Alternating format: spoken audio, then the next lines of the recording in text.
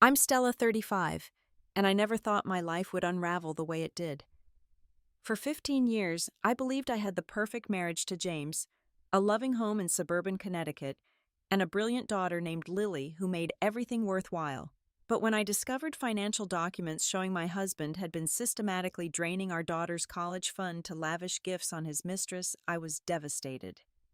What I didn't expect was that my 12-year-old would be the one to outsmart him and save her future. If you're watching this video, drop a comment letting me know where you're viewing from, hit that like button, and subscribe to hear how my daughter turned the tables on her father in ways I never could have imagined. I met James during my final year at business school. I was working toward becoming a financial analyst, and he was already making waves as a promising investment banker. His ambition matched mine, and we bonded over late-night study sessions and dreams of building a secure future. After graduation, we both landed jobs at prestigious firms in New York City. I excelled at financial risk assessment, while James climbed the corporate ladder at his investment bank. When we married 3 years later, we were the picture-perfect couple. Our wedding was featured in a local magazine, the ambitious financial power couple with complementary careers and shared goals. We bought our first home in a leafy Connecticut suburb with excellent schools, thinking ahead to the family we wanted to build. Lily arrived 2 years into our marriage, a perfectly healthy baby girl with James's blue eyes and my dark hair. The moment I held her, my priorities shifted. While I still loved my career, I wanted more time with my daughter.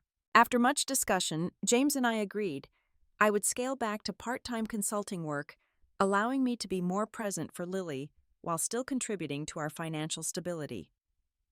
"You keep building your career," I told James. "I'll make sure Lily has the support she needs at home. We're a team." From the beginning, Lily showed remarkable intelligence. She spoke in full sentences before she was read fluently by 4 and displayed an uncanny ability with numbers. By 3rd grade, she was solving math problems meant for middle schoolers. Her teachers constantly told us how organized and mature she was for her age. "Your daughter color codes her notes," her 4th grade teacher told me with amazement. "She creates study guides for herself that are more thorough than what I provide the class." When Lily turned 10, she asked for a laptop so she could track her allowance in spreadsheets. While other kids her age were spending their money on candy and toys, Lily was calculating interest and setting savings goals. She even taught herself basic coding from online tutorials, creating simple programs to solve math problems. "Mom, I calculated that if I save 30% of my allowance every week, I'll have enough for that telescope I want by Christmas," she'd tell me, showing me her projections. James and I had started a college fund for Lily the day she was born, initially with small amounts, but as our careers progressed, we increased our contributions. By her 12th birthday, the account had grown to over $120,000. We were proud of our foresight and often discussed college options even though it was years away. "With your math skills, you could go anywhere," James would tell Lily. "Harvard, MIT, Stanford, wherever you want. That's why we're saving, so you'll have options." Financial transparency had always been important in our marriage. We maintained joint accounts, shared access to investment portfolios, and held monthly financial discussions to stay on the same page. I never had reason to question James about money. He was methodical, organized, and forward-thinking, qualities that made him successful at work and that I admired. Our life seemed perfect. We lived in a beautiful 4-bedroom colonial with a fenced backyard where Lily could play. We took annual family vacations to places that would broaden Lily's horizons: national parks, historic cities, and once even a trip to London. We enrolled Lily in a private school known for its STEM program when she showed aptitude in science and mathematics. Our friends often commented on how put together we were. "You guys have it all figured out," my friend Rachel would say. "Perfect careers, perfect home, perfect kid. You make it look so easy." But around the time Lily turned 11, I began noticing subtle changes in James. He started working later than usual, sometimes not coming home until well after Lily was in bed. His phone became a closely guarded item, always face down, when not in his hand password protected when it hadn't been before. He bought new clothes, expensive designer shirts, and a watch that must have cost thousands, though he never mentioned the purchase. At first I dismissed my concerns. James was up for a significant promotion, so the late nights made sense. The new clothes could be preparation for his new role. I wanted to believe in our perfect family and the partnership we'd built. I convinced myself I was seeing problems where none existed. "You're working so hard lately," I mentioned casually over dinner one evening when he'd actually made it home before 8. "Is everything okay at the office?" "Just busy," he replied, not looking up from his phone. This promotion could change everything for us. More money, more security for Lily's future. I nodded and smiled, ignoring the way he'd angled his phone away from me when a message came through. After all, we were a team working toward shared goals. At least that's what I still believed. The first real sign that something was wrong came when I was reviewing our credit card statements. I'd always handled the household budget, tracking expenses and paying bills while James managed our investments. It was a system that played to our strengths and had worked well for years. That January afternoon, I sat at our kitchen island with my laptop sorting through the monthly statements. A charge at La Maison Rouge, an expensive French restaurant in the city, caught my eye. The date was a Tuesday when James had texted he was working late. The amount was over $400, far more than a business meal would typically cost. I scrolled further and found another restaurant charge the following week, this time at an intimate Italian place known for its romantic atmosphere. Again on a night James had said he was at the office. Then I noticed a charge from Tiffany & Company for nearly $2,000 dated just before Valentine's Day. I'd received no gift from Tiffany's. My stomach knotted as I continued through the statements. Over the past 3 months, there were numerous unexplained charges: high-end restaurants, a luxury hotel spa, another jewelry purchase. None of these things had been mentioned to me. None had resulted in gifts or experiences we'd shared. When James came home that evening, I tried to approach the subject casually. "I was looking at the credit card statements today," I said as we cleared the dinner dishes. "There were some charges I didn't recognize. That French place in the city, and something from Tiffany's." James's shoulders stiffened momentarily before he turned to me with an easy smile. "The French place was a client dinner. I should have used the corporate card, but I forgot it that day. I've already submitted it for reimbursement." "And Tiffany's," I pressed. He dried his hands slowly on a kitchen towel. "That was supposed to be a surprise for your birthday. Thanks for ruining it." He laughed, but it didn't reach his eyes. My birthday was months away, but I let it go. Maybe I was being paranoid. The next evening, as I was helping Lily with her science project, James came in from work and immediately announced we needed to cut back on spending. "The market's volatile right now," he explained. "We should be more conservative until things stabilize." This made no sense. James had just received his year-end bonus, and our investments had been performing well according to the quarterly statements. When I pointed this out, he became defensive. "Do you think you know more about finance than I do?" he snapped. "Just because you took a few accounting courses doesn't make you an expert. Trust me on this." Lily looked up from her project, eyes wide at her father's tone. James never spoke to me that way, especially not in front of her. "Dad, are you okay?" she asked. His expression softened immediately. "Sorry, Pumpkin. Just stressed from work. Your science project looks amazing." Later that week, I called my sister Amanda to share my concerns. "He's been acting strange, Amanda. Secretive about his phone, defensive about money, staying late at work all the time." "Work stress can make people act weird," she replied. "James has always been such a family man. I'm sure there's a reasonable explanation." "Maybe," I said, not entirely convinced. "Don't create problems where there aren't any, Stella. Your marriage is solid. You're just overthinking things." I wanted to believe her. I needed to believe her. So I pushed my suspicions aside and focused on maintaining normalcy for Lily's sake. But Lily, perceptive as always, noticed the tension. One evening, after James had gone up to bed following another late night at the office, she found me sitting alone in the kitchen. "Mom, is everything okay with you and Dad?" I forced a smile. Of course, sweetie. Why do you ask?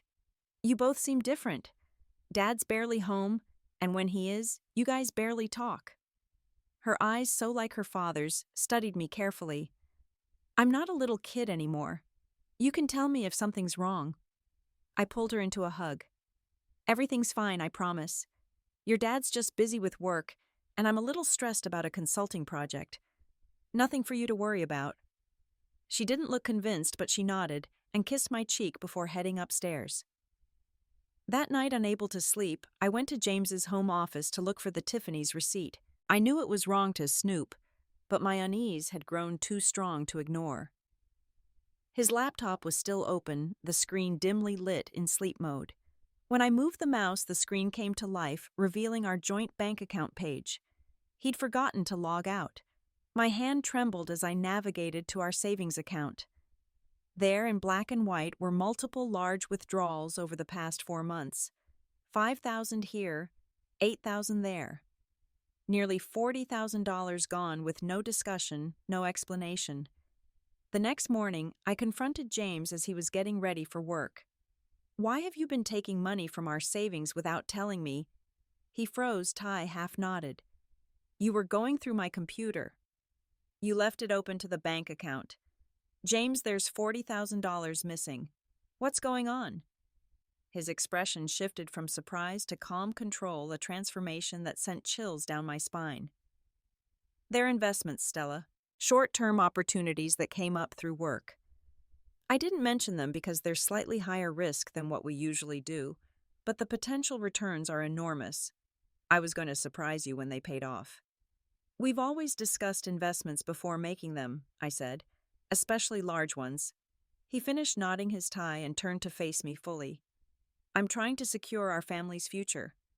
These opportunities don't wait for committee meetings. He softened his tone. Look, I should have told you. But it's not like I'm gambling the money away. It's invested. It's growing. It sounded reasonable. James was the investment expert in our relationship. If he saw opportunities too good to pass up, wasn't that a good thing? Still, the secretiveness bothered me. No more financial decisions without discussing them first, I insisted. We're partners, remember? Of course, he agreed readily. You're right. I got caught up in the potential and didn't think about how it would look to you. I'm sorry. His apology seemed sincere, and I wanted to believe him. So once again, I silenced the voice of doubt growing louder in my mind. The day everything fell apart was an ordinary Tuesday in April. I was working from home, catching up on client reports at the kitchen table, when Lily burst through the front door at 3:30 earlier than usual. One look at her face told me something was wrong. Lily. What happened? She dropped her backpack on the floor, a rare sign of distress from my normally meticulous daughter. The science camp called my school today, she said, her voice small. They said our payment for the summer program was reversed. Ms. Peterson asked me about it in front of everyone. The prestigious science summer camp had been Lily's dream for months. She'd had to submit a project and go through 2 rounds of interviews to be accepted. When the acceptance letter came, we'd celebrated with a special dinner. James had personally handled the $4,000 deposit back in January. That can't be right, I said, reaching for my phone. We paid that months ago. I called the camp administration office, confirmed our information, and listened with growing horror as the woman explained that the payment had been reversed 6 weeks after it was made. The funds were pulled back from our account in early March, she explained. We sent 2 emails to the address on file but received no response. James handled all correspondence related to Lily's activities. He must have deleted the emails. I'll fix this right away, I promised, my mind racing. After hanging up, I sat motionless for several minutes. Something was very wrong. James would never jeopardize Lily's spot in the program she'd worked so hard for. Unless there was something more important to him than our daughter's dreams. With shaking hands, I opened my laptop and logged into our investment accounts. Everything looked normal until I clicked on Lily's college fund. The account that should have held over $120,000 now showed a balance of just under $40,000.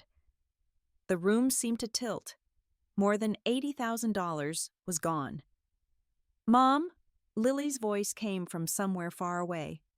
"Mom, are you okay? You look really pale." I couldn't speak, couldn't breathe. $80,000 of our daughter's future vanished. "I need a minute, honey," I managed to say. "Why don't you go start your homework? I'll make your favorite pasta for dinner." Once Lily was upstairs, I called our financial institution. After verifying my identity, I requested information on recent transactions from the college fund account. "I'm showing 6 withdrawals over the past 6 months," the representative said. "The most recent was 3 weeks ago for $12,000. "Who authorized these withdrawals?" I asked, already knowing the answer. "All transactions were authorized by the primary account holder, James Lawson. Digital signatures are on file for each withdrawal." I thanked her and hung up, my mind struggling to process this betrayal. James had been systematically draining our daughter's college fund, the money we'd faithfully saved since her birth, month by month, year by year. For what, when James came home that evening, I waited until Lily was in her room before confronting him. The science camp called today. I began watching his face carefully. They said our payment was reversed. Know anything about that? He frowned, looking genuinely confused. There must be some mistake. I'll call them tomorrow. No need. I replied, my voice steadier than I felt. I already called. They said the payment was deliberately pulled back in March. I paused, giving him a chance to explain. When he remained silent, I continued. So I checked our accounts. The college fund, James. What happened to the money? For a moment, he maintained his confused expression. Then, seeing something in my face that told him denial was pointless, his demeanor changed completely. The mask of the loving husband fell away, revealing someone I didn't recognize. I needed it, he said simply, as if that explained everything. You needed our daughter's college fund, $80,000 of it. My voice rose despite my efforts to stay calm. Keep your voice down, he hissed, glancing toward the stairs. You want Lily to hear. I want an explanation that money was for her future.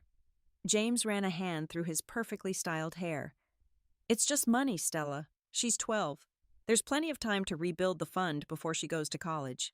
The casual way he dismissed years of careful saving the future we'd planned for our daughter stunned me into momentary silence. Where did it go, James? What was so important that you stole from our child? He flinched at the word stole, but recovered quickly. I didn't steal anything. My name is on that account too. Where is the money? I demanded again.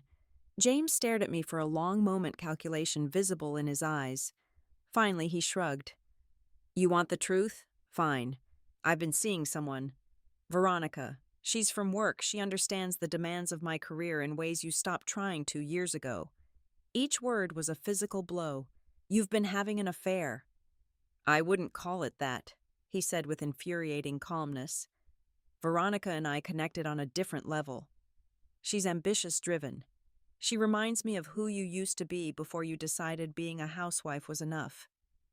I scaled back my career to raise our daughter, I said through clenched teeth. Our daughter whose future you just stole for your girlfriend. I told you it's not stealing, and it's not like I blew it on gambling. I was helping Veronica get established in a new apartment, investing in our relationship. Our relationship. You have a wife and daughter. He sighed as if I was being deliberately obtuse. Veronica needed help with the down payment on her condo. She needed a car to get to work. These are investments in our future, Stella. So you spent our daughter's college fund on another woman's condo and car. I could hardly believe what I was hearing. Among other things, trip some jewelry. Look, Veronica has expensive taste, but she's worth it. She appreciates the finer things. Things bought with money meant for your daughter's education. I was shouting now, unable to contain my outrage. James's expression hardened. Lily is smart. She'll get scholarships. Or she can take out student loans like most kids do. It's not the end of the world. I stared at this stranger wearing my husband's face. The callousness with which he dismissed Lily's future for the sake of impressing his mistress was incomprehensible to me. How could you do this to her? I asked, my voice breaking. She adores you. For a flicker of a moment, I thought I saw shame cross his face, but it vanished so quickly, I might have imagined it. Lily will be fine, he said dismissively. Kids are resilient. Now, if you'll excuse me, I need to shower and change. I have dinner plans. As he walked away, I realized the man I'd married, the father of my child, was gone, if he had ever truly existed at all. The days following my discovery of James's betrayal were some of the darkest of my life. The morning after our confrontation, I asked him to leave the house. You want me out? He laughed. My name is on the deed too, Stella. If anyone should leave, it's you. But don't worry, I'm not kicking you out just yet. His arrogance was staggering. When I threatened to tell everyone about his affair and the stolen money, his demeanor changed. Go ahead, he said coldly. File for divorce if you want. I'll get half of everything anyway. And who do you think people will believe, the successful investment banker or the part-time consultant who's clearly having a mental breakdown? As the days passed, I realized James had been planning his exit strategy for months. I discovered he'd been moving smaller amounts from our joint accounts to private ones I hadn't known existed. He'd been laying groundwork, creating a narrative that I was emotional and unstable. I'm worried about Stella. I overheard him telling our neighbor on the phone. She's been so erratic lately, making wild accusations. I think she might need help. One by one, friends in our social circle began treating me differently. Some stopped calling altogether. Others suggested therapists or offered concerned looks when they thought I wasn't watching. James had always been charming and convincing, qualities I once admired that now turned my stomach. Rachel, who I'd thought was my closest friend, pulled me aside at a school function. Stella, I ran into James for lunch yesterday. He told me everything. If you need help, professional help, we're all here for you. Did he tell you he's been having an affair? I asked. Did he tell you he stole our daughter's college fund to buy his girlfriend a car? Rachel's expression was pitying. See, this is what James was talking about. These paranoid accusations aren't like you. Maybe the pressure of raising a gifted child has become too much. I realized then that James had masterfully turned people against me, using my very real distress as evidence of mental instability. Even trying to defend myself made me seem more unhinged in their eyes. The worst part was watching Lily notice the tension. Though I tried to shield her from the worst of it, she was too observant to miss the changes. James, for his part, began a calculated campaign to win her loyalty. He started coming home with expensive gifts for her. The latest iPhone designer clothes, the telescope she'd been saving for, that suddenly appeared in her room one day. Your mom and I are going through some things, I heard him tell her one evening. But I want you to know that I'll always take care of you, no matter what she might say. When I confronted him about trying to buy our daughter's affection, he smirked. I'm just being a good father. Is that a crime now? Feeling increasingly isolated, I consulted with a divorce attorney in secret. The consultation left me even more disheartened. Without formal trust documents specifying the college fund was exclusively for your daughter's education, it will likely be considered marital property, the attorney explained. In this state, that means it's subject to equitable distribution in a divorce. Even though it was clearly for her college, it had her name on it, I protested.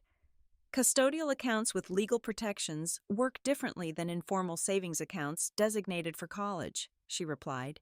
Based on what you've told me, this was essentially a savings account earmarked for college, but without legal restrictions on withdrawals.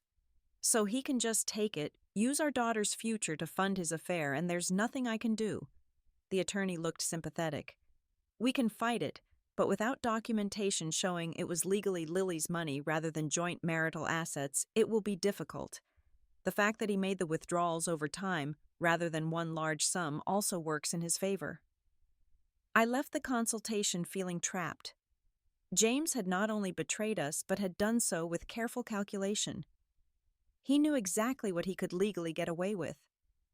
At home, I found myself falling into depression. I went through the motions of daily life, making Lily's lunch, helping with homework, attending school functions. but inside I felt hollow. The life I thought I had, the partnership I believed in, had been a facade.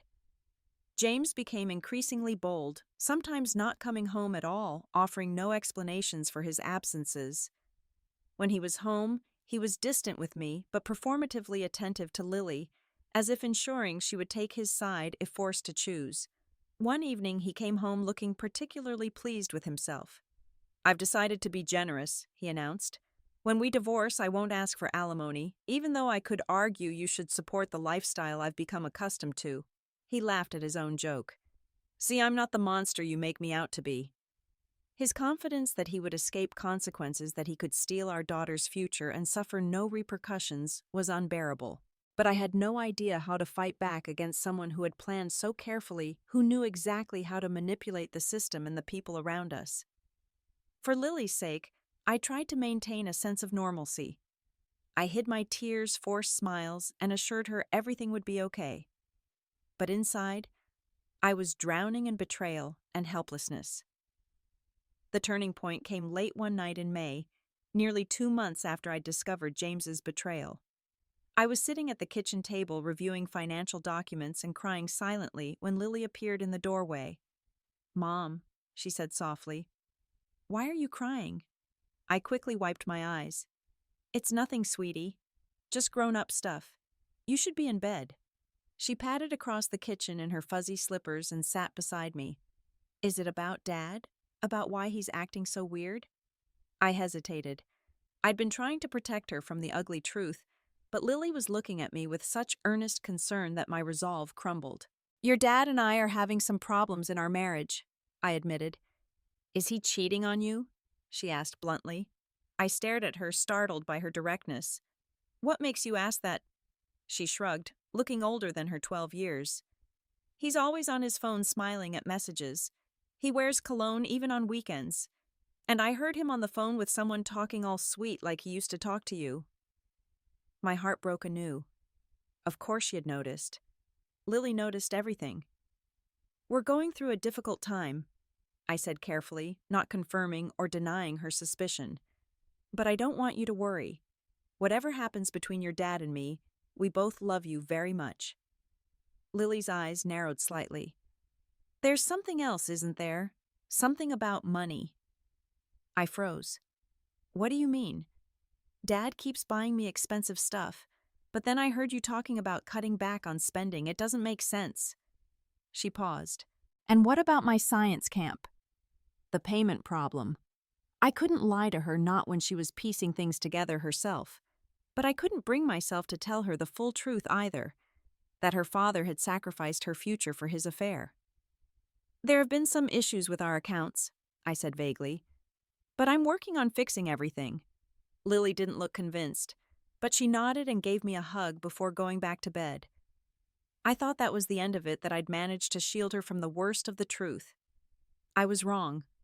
A week later, I was doing laundry when I found a small notebook tucked in the pocket of Lily's jeans. Assuming it was schoolwork, I opened it to put it on her desk. What I found inside made my blood run cold. In Lily's neat handwriting was a meticulous log of her father's comings and goings times, when he received calls and went outside to talk notes about his moods and behaviors. She'd been tracking him like a junior detective. April 12th.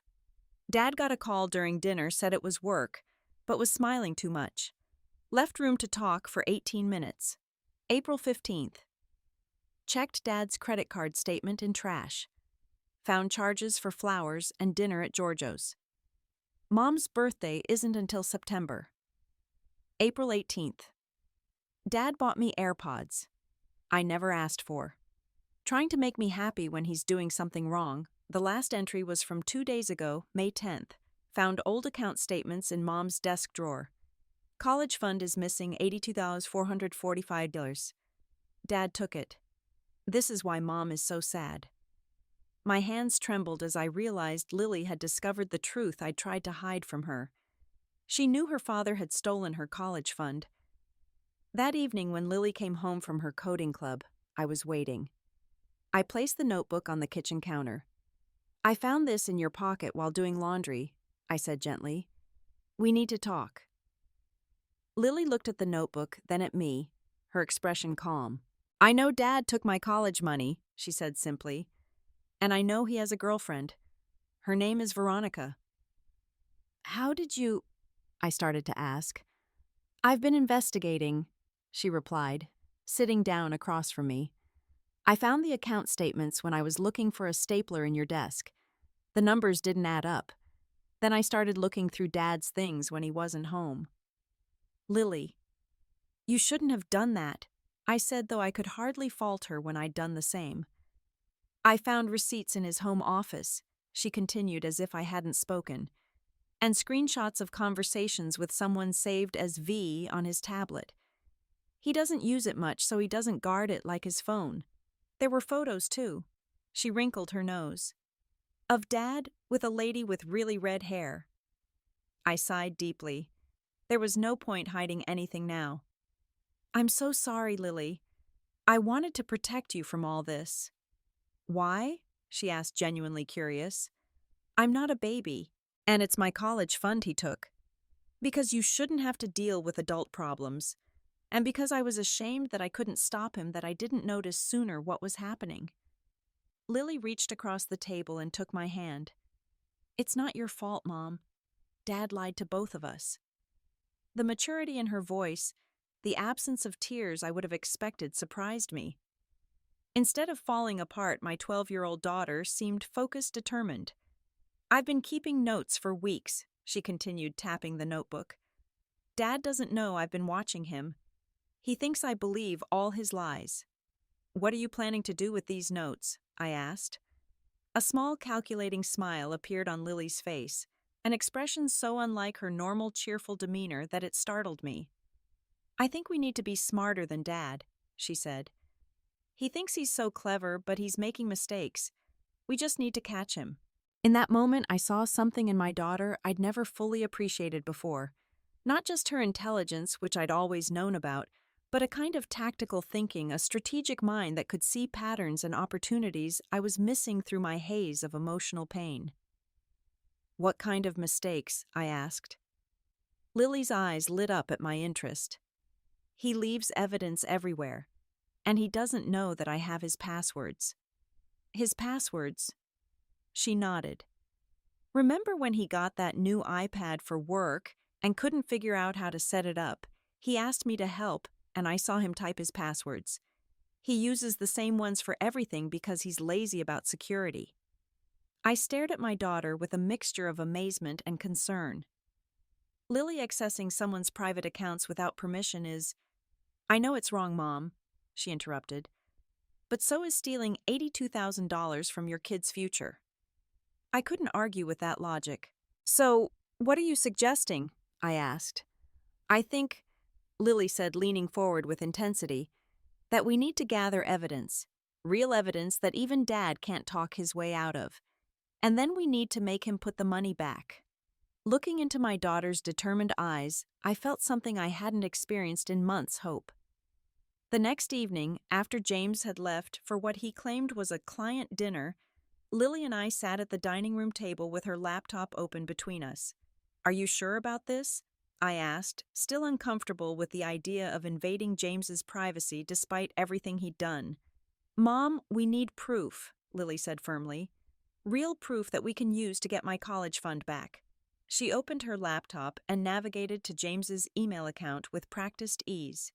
I watched with a mixture of pride and concern as my 12-year-old daughter efficiently entered his password and accessed his private emails.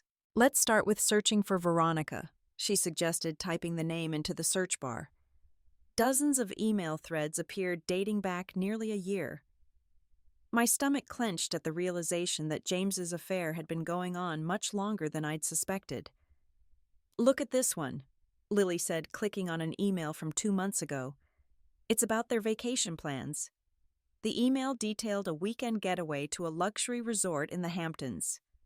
The total cost, over $5,000, was casually mentioned with a note. "Don't worry about the money, baby. I've got it covered." "That's my science camp money," Lily murmured, her voice small for the first time since we'd started this investigation. I put my arm around her shoulders. "I'm so sorry, Lily." She straightened resolve, returning to her expression. Let's keep looking. We found emails between James and Veronica discussing their future together. In one particularly painful exchange from just 3 weeks ago, James wrote about waiting for the right time to leave me. Once this promotion comes through next month, I'll have the financial security to make the break. Just a few more weeks of playing the dutiful husband and father, then we can start our life together. Veronica's reply was equally devastating. Can't wait, baby. Your wife doesn't deserve you, and your daughter will understand eventually. You're providing for her future in other ways. Lily's face hardened as she read these words. He told her he's providing for my future by stealing my college fund. We continued searching, finding more evidence of their relationship and James's plans to leave our family. Then Lily had another idea. Let's check his Google Drive, she suggested. Dad keeps everything there. In his Drive account, we discovered a folder labeled Personal Financial Tracking. Inside was a detailed spreadsheet documenting every withdrawal from the college fund, along with notes about what the money was used for. January 15th, $15,000. Veronica's car down payment February 8th, $20,000. Contribution to Veronica's condo down payment. March 3rd, $8,000. Cancun vacation package. March 22nd, $4,000. Recovered science camp payment for liquid assets, April 2nd, $12,000. Remaining condo down payment, April 27th, $23,400. Diamond bracelet and emergency fund for apartment furnishings. Each entry was a fresh wound, but also invaluable evidence. James had documented his own betrayal with the same meticulous attention to detail he applied to everything.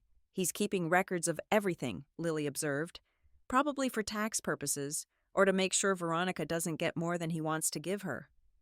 I was stunned by both the coldness of James's calculations and my daughter's insightful analysis. There's something else interesting, Lily continued, clicking through more files. He's been lying to Veronica too. She opened an email thread between James and Veronica discussing the source of the money.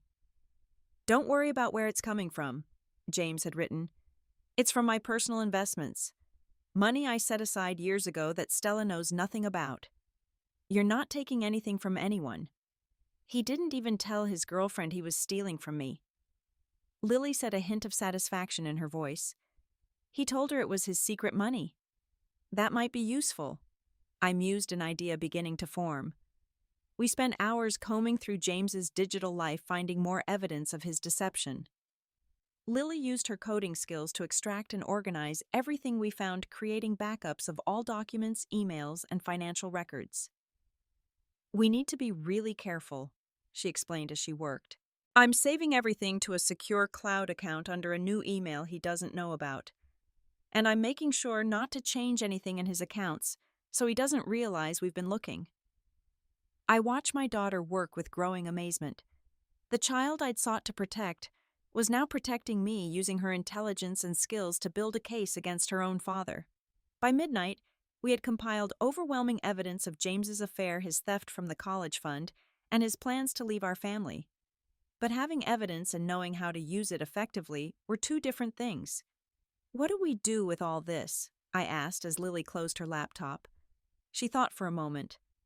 We need more than just evidence. We need leverage, something that makes Dad have to give the money back.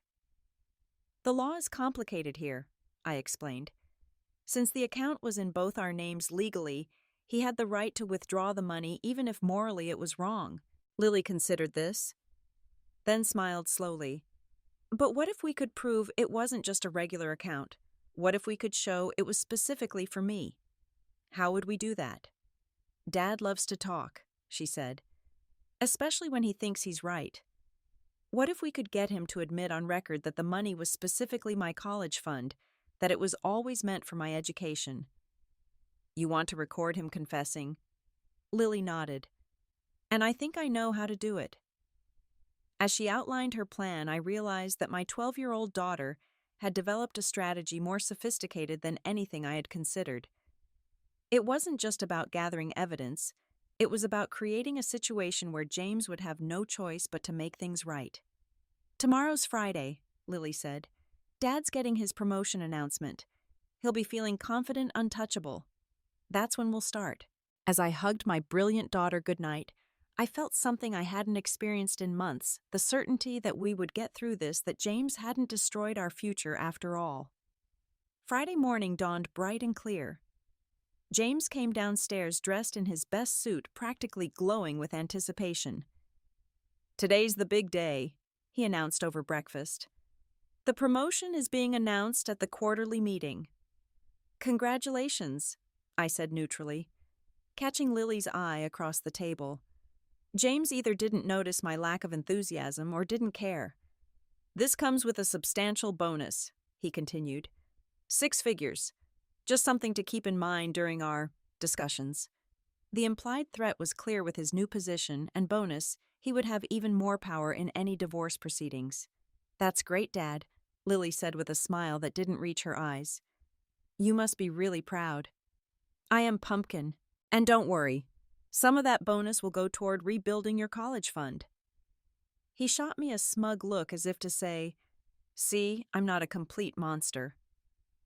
After James left, Lily and I finalized our plan. I called my sister Amanda and asked her to take Lily for the weekend, claiming I needed space to think about my marriage. The less Lily was around for the confrontation, the better. When James came home that evening, he was riding high from his promotion announcement. "It's official," he said, loosening his tie. "Senior Vice President of Investment Strategy. The bonus is even bigger than expected." "That's wonderful," I replied. "We should celebrate." He looked surprised by my warm tone. "You're not still mad about everything?" I forced a conciliatory smile. "I've been thinking a lot. We need to talk about our future, make some decisions." "I've already made my decision, Stella," he said, suddenly serious. "I want a divorce." Despite knowing this was coming, the words still stung. "I figured as much. But we need to discuss the financial arrangements first. For Lily's sake." He nodded, looking pleased that I wasn't making a scene. "My lawyer can draft something up next week." "Actually," I said carefully, "I was thinking we could meet at the bank tomorrow morning. Go through everything together, make sure we're both clear on where things stand before lawyers get involved." James considered this. "Fine. Tomorrow at 10. "Perfect. And James, let's bring Lily too. She should understand what's happening with her financial future." He frowned slightly but agreed. Everything was going according to plan. The next morning, the three of us drove to the bank in uncomfortable silence. Lily sat in the back seat with a large binder on her lap, evidence she had meticulously compiled and organized. At the bank, we were shown to a private consultation room where a financial advisor named Michael greeted us. "Thanks for meeting with us today," I said.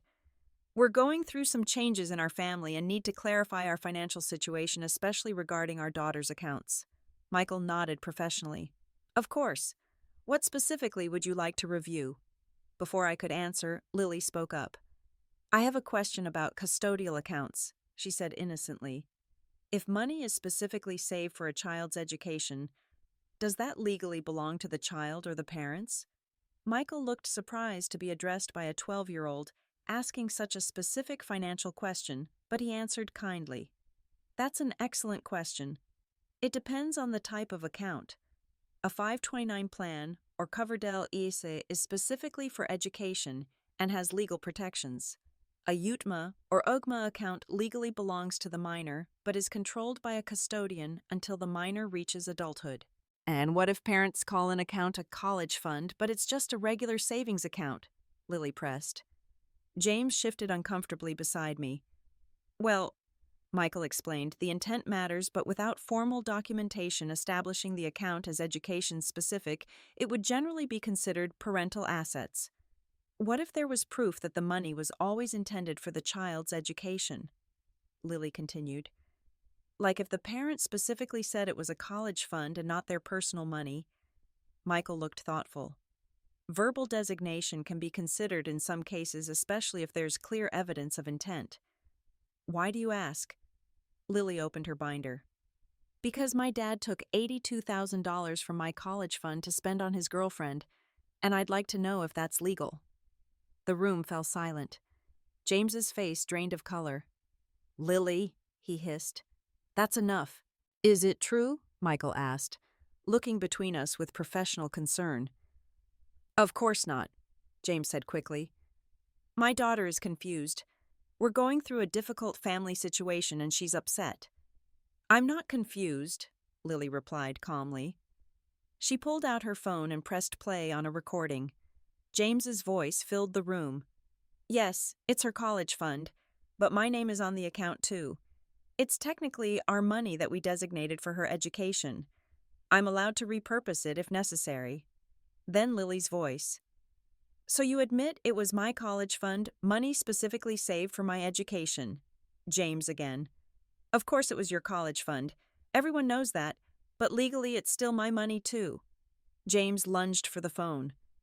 That's an illegal recording. Actually, I interjected, Connecticut is a one-party consent state for recordings. Lily was part of the conversation, so she had every right to record it. Michael looked increasingly uncomfortable. Perhaps this is a family matter that should be discussed privately. It's a financial matter, Lily interrupted, pulling more documents from her binder. And I have evidence that my father has been systematically withdrawing money from an account designated for my education to spend on his mistress. She laid out printouts of the spreadsheet James had created tracking his withdrawals and what the money was spent on. These are my father's own records, she explained to Michael. He documented everything himself. James's face flushed with anger. This is ridiculous. She's 12 years old. Why are we listening to this? Because she's right, I said quietly. And we have much more evidence. Lily continued her presentation showing emails where James specifically referred to the account as Lily's college fund when discussing it with me and others. She had compiled years of birthday cards where he had written about contributing to her education fund as gifts. She even had statements showing the account had been named Lily Education Fund from the beginning. As she methodically presented her case, Michael's expression grew more serious.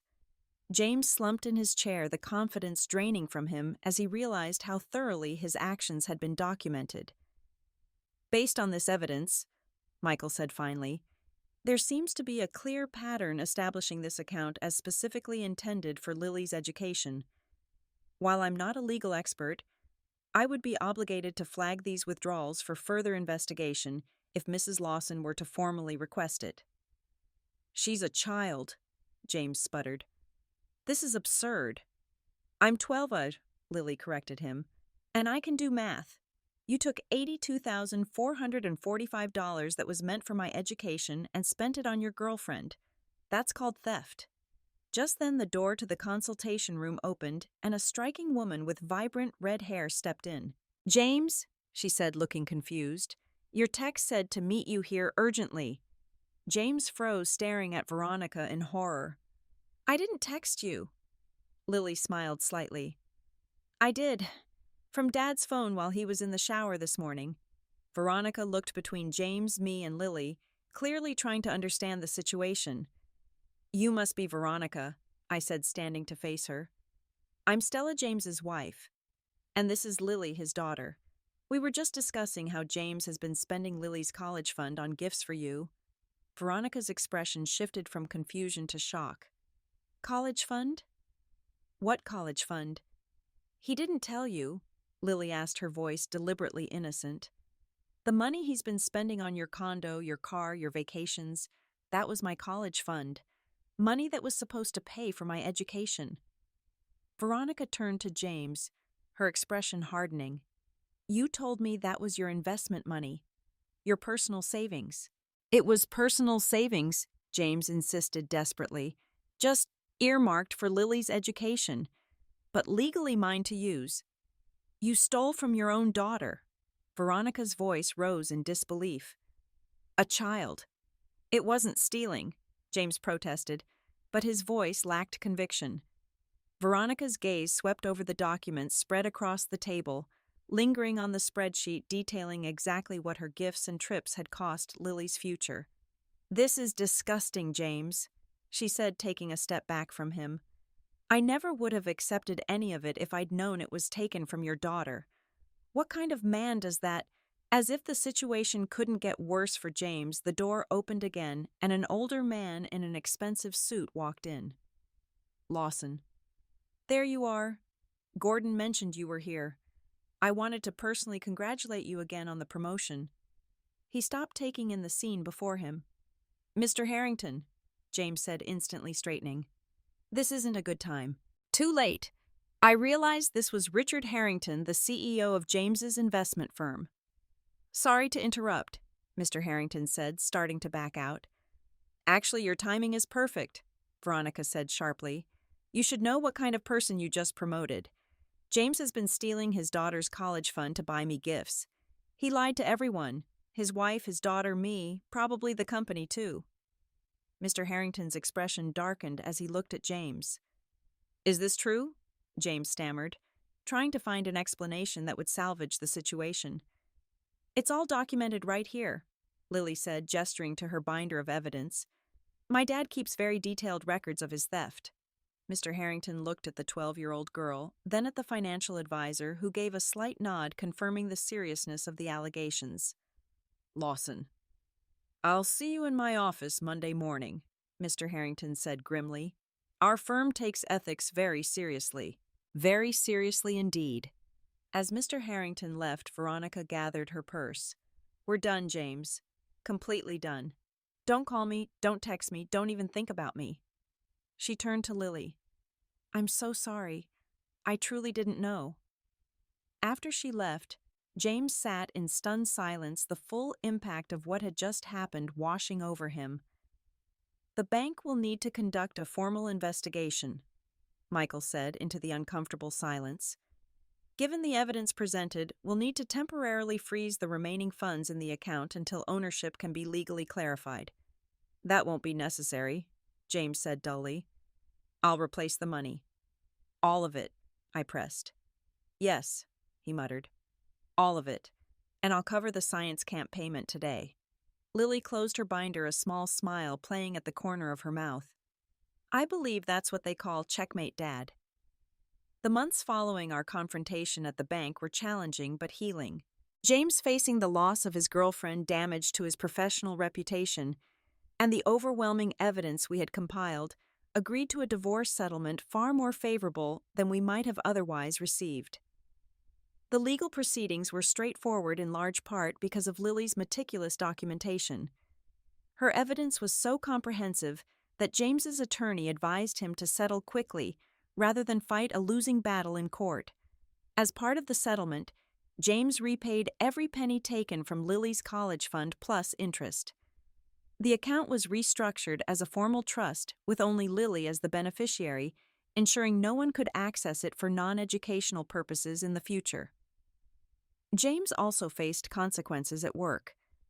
While he didn't lose his promotion entirely, he was placed on probation and required to complete an ethics course. The incident would remain in his personnel file, a permanent mark on his previously spotless record. Lily and I moved from our large colonial to a smaller but cozier home closer to her school. The adjustment was difficult at first. A new house, a new routine, a new financial reality, but there was also a sense of liberation in the fresh start. I returned to work full-time, leveraging my financial background to secure a position at a consulting firm specializing in personal financial planning. The irony wasn't lost on me. After failing to notice the financial deception in my own marriage, I was now helping others manage their money safely and wisely. But perhaps my personal experience made me more attuned to the warning signs of financial abuse. You're really good at this, my new boss commented after I helped a recently divorced client reorganize her finances. You have an eye for details others miss. I learned from my daughter, I replied with a smile. Lily, for her part, thrived in the aftermath of the divorce. Rather than being traumatized by her father's betrayal, she seemed to have grown from the experience. Her confidence soared, and her interest in mathematics and computer science deepened. Her teachers noticed the change, too. Lily has always been academically gifted, her math teacher told me during a parent conference. But lately, she's shown remarkable analytical thinking and problem-solving skills. Have you considered enrolling her in advanced programs? We had, in fact. With the college fund secure and growing again, I felt confident in investing in Lily's education now rather than saving every penny for the future. She enrolled in a weekend coding academy and joined a competitive math team excelling in both. James remained in Lily's life, though their relationship had fundamentally changed. The easy trust she once had in her father was gone, replaced by a cautious assessment of his words and actions. For his part, James seemed genuinely remorseful, making efforts to rebuild what he had broken.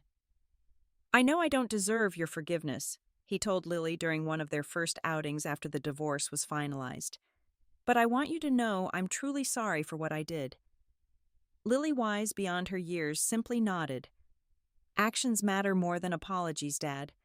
Show me you've changed, don't just tell me." It was a lesson we were both learning.